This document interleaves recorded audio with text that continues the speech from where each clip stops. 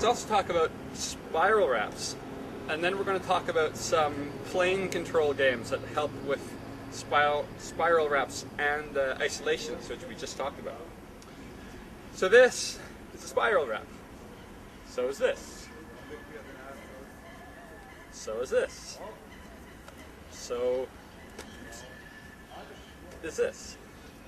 Spiral wrap means that you're letting the poi wrap around your hands and unwrap. And there's a lot of variations on how you can do it. I often use a grip like this, or like this, and I think it's partially because of the way I grip. For me, it works really well. I put my hands like this, right? Both palms are face down, so my thumbs can roll like that. And say you can do it from any chasing pattern, from a weave, even from just this, or even from just this. Your hands will naturally,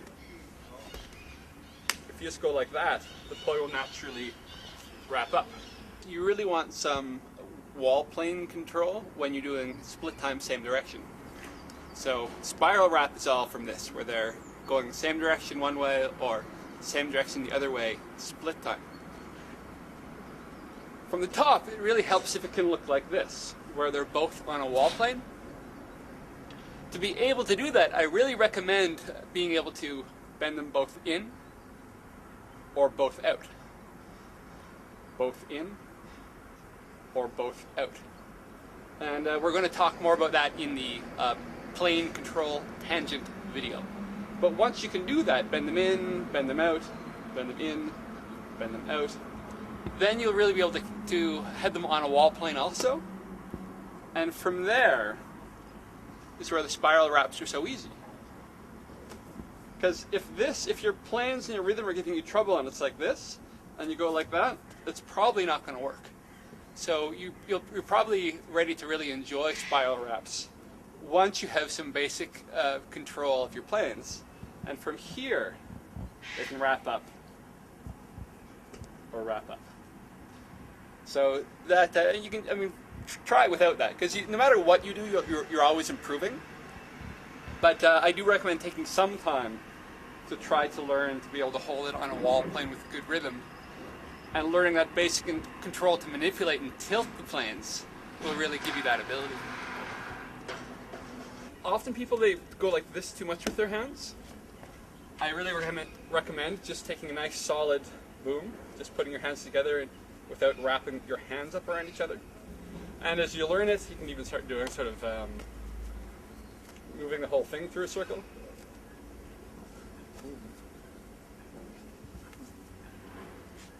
And people, of course, they start doing it around here, and you can do it behind your head, all kinds of fun places. It's a really nice feeling. Depending on how you put the poi in your hands, play with the different variations, and you'll find what works for you, because everybody does it differently. But this is one hand, both palms down. That's my favorite. Then there's palms facing each other. My friend Dan does it around his wrists, and he does it really well. I can't do it around my wrists like he can. It's really nice around one hand, because it makes it really easy to, at the end, grab it. And you can even do around some fingers. That can be a very nice feeling. And some people play, say, around 2 fingers, and then it wraps really slowly. So depending on what you're doing and the effect you want, it can all work. Like 2 fingers can be such a nice feeling, right? Because it goes so slow and gracefully.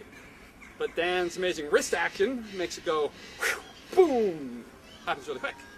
And the hands are so nice for stalling and grabbing at the end. So play with it all and find what works for you. And I recommend really kind of just watching what's happening. And some things, everybody in the beginning, they fall off your fingers for some reason. And everybody says, but why is it falling off my... And it did for me too, and then it just stopped eventually. And that's what Andy said, and that's what a lot of my favorite players said, is it just eventually it starts to work. It can be helpful to bend your planes back and try it above your head a bit. That will keep it from falling off your fingers. And it's actually a really nice move to do horizontally. If you're doing this, you stop, It's fun to do above your head.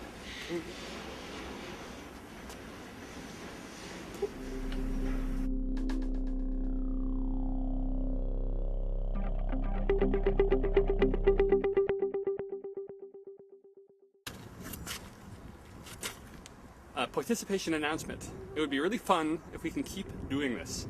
And that will happen. It'll happen anyway, but that will happen especially if you go to playpoi.com to participate.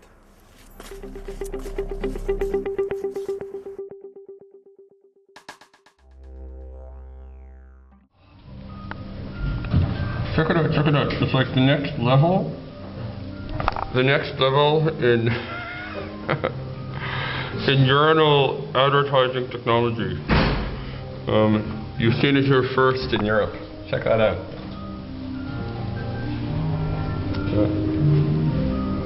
Electronic LCD urinal advertising. The future is now. It's getting crazy.